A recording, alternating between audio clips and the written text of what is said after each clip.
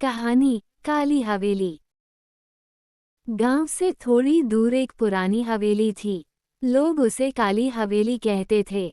दिन में भी वहां जाने से लोग डरते थे और रात में तो कोई उसका नाम तक नहीं लेता था। राहुल शहर से अपने गांव आया था। वो पढ़ा लिखा था और भूत प्रेत जैसी बातों पर विश्वास नहीं करता था। गांव में आते ही उसने उस हवेली के बारे में सुना।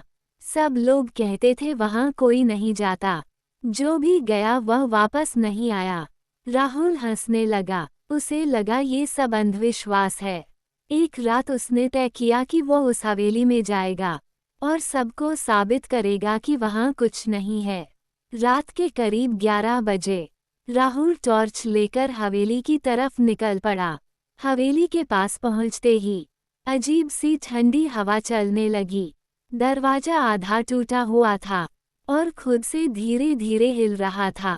राहुल अंदर चला गया। अंदर बहुत अंधेरा था। दीवारों पर पुराने दाग थे, जैसे किसी ने वहां कभी खून गिराया हो। राहुल ने टॉर्च जलाई और धीरे धीरे आगे बढ़ने लगा। तभी उसे लगा जैसे कोई उसके पीछे चल रहा है। वह अचानक मुड़ा, लेकिन वहां कोई नहीं था।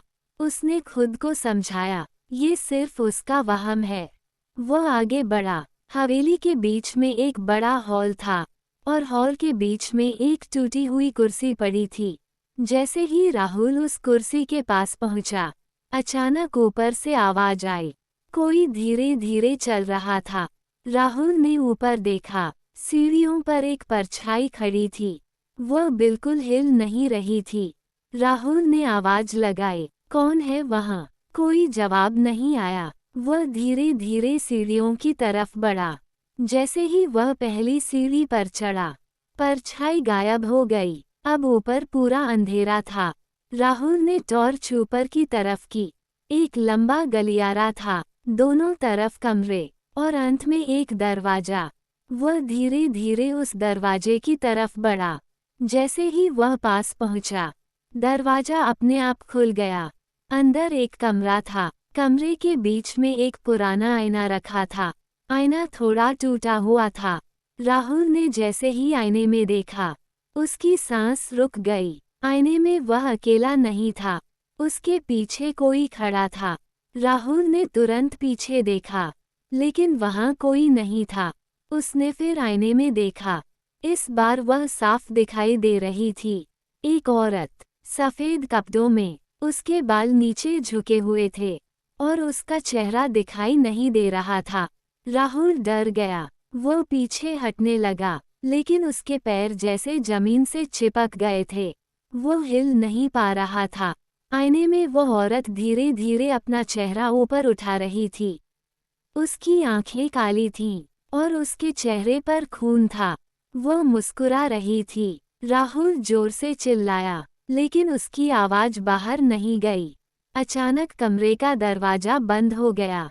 हवा तेज चलने लगी। आईना हिलने लगा और वो औरत आईने से बाहर आने लगी। राहुल की आंखों के सामने वह धीरे धीरे आईने से बाहर आ गई। अब वो उसके सामने खड़ी थी। उसकी आंखें सीधी राहुल को देख रही थीं। वह धीरे से बोली, तुम भी आ गए। राहुल रोने लगा, मुझे जाने दो, मैं यहाँ गलती से आया हूँ। वो औरत हंसी, यहाँ जो आता है वो कभी वापस नहीं जाता। अचानक कमरे की दीवारों से आवाज आने लगी, जैसे कई लोग एक साथ रो रहे हों। राहुल ने चारों तरफ देखा। दीवारों पर हाथों के निशान थे, जैसे किसी ने बाहर निकलने की कोशिश की हो। वो औरत धीरे धीरे राहुल के करीब आने लगी। राहुल पीछे हटता गया, लेकिन दीवार आ गई। अब उसके पास कहीं जाने की जगह नहीं थी। वो औरत उसके बिल्कुल सामने आ गई।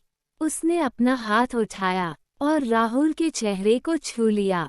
उसका हाथ बर्फ जैसा ठंडा था। राहुल की आंखें धीरे धीरे बंद होने लगीं और सब कुछ अंधेरा हो गया। अगली सुबह गांव के कुछ लोग हिम्मत करके हवेली के अंदर गए। उन्होंने देखा, राहुल जमीन पर पड़ा था। उसकी आंखें खुली थीं, लेकिन उसमें कोई जान नहीं थी और उसके सामने वही आईना रखा था। आईने पर खून से लिखा था, एक और आ गया। गांव वालों ने उस दिन के बाद उस हवेली के पास जाना भी छोड़ दिया।